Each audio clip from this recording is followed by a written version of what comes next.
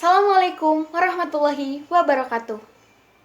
Alhamdulillahirabbil alamin. Wassalatu wassalamu ala asrafil anbiya'i wal mursalin wa ala alihi wa sahbihi azmain. Rabbi shrah li sadri wa yassir li amri wahlul 'uqdatam min lisani yafqahu qawli. Amma ba'du. Langkung ti payun hayu urang sanggakeun puji sunana syukur kehadirat Allah Subhanahu wa taala. Pada rahmat sareng karuniana urang sadaya tiasa kempel di dieu dina kaayaan sehat walafiat. Salawat sinar salam hayu urang sanggakeun ka Nabi bana ya Habibana Muhammad sallallahu alaihi wasallam. Sarta mugia urang sadaya jantan umatna nepi ka akhir zaman. Amin amin ya rabbal alamin. Anu dipihormat ku abdi Ibu Yaliza salaku guru basa Sunda. Sampurasun tepangkeun wasta abdi Farah Fauzi Hadanopa di kelas 11 IPS 4. Di dieu abdi bade nyampekeun diantara anu mangjudul pentingna ngajaga kabersihan.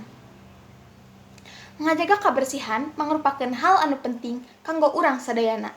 Kajen eta kabersihan awak atanapi kabersihan lingkungan. Kunaon sih ngajaga kabersihan teh penting pisan? Sababna kabersihan teh patalina pageuh pisan jeung kasehatan. Upami urang palai hirup sehat, urang kedah hirup bersih. Upami urang hirup bersih, insyaallah urang hirup sehat. Tah, ku kituna loba pisan panyakit anu disebabkeun ku kurangna kabersihan. Saperti hepatitis, flu, cacingan, jeung sajabana. Tah, upami urang palai kahindar ti penyakit-penyakit eta, urang kedah pinter-pinter pisan ngajaga kabersihan. Di dieu abdi bade ngajelaskeun dua jenis kabersihan, nyaeta kabersihan awak sareng kabersihan lingkungan.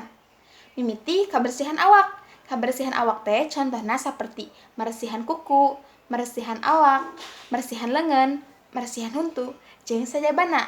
Upami kabersihan lingkungan eta teh saperti miceun sampah kana tempatna, ngadaur ulang sampah anu masih tiasa dipake, maresihan tempat anu tos dipake, jeung sajabana. Komo deui ayeuna teh keur rame pisan anu disebut virus corona. Tah, salah sahiji ngarah urang sadaya tiasa kahindar ti virus corona teh nyaeta ku ngajaga kabersihan. Maresihan leungeun nganggo hand sanitizer, maresihan huntu nganggo masker, jeung sajabana. Tah, mun eta tiasa abdi sampaikeun, upami seueur kalepatan punten pisan dihampura. Panghilap ngajaga kabersihan, wabillahi taufiq wal hidayah. Wassalamualaikum warahmatullahi wabarakatuh.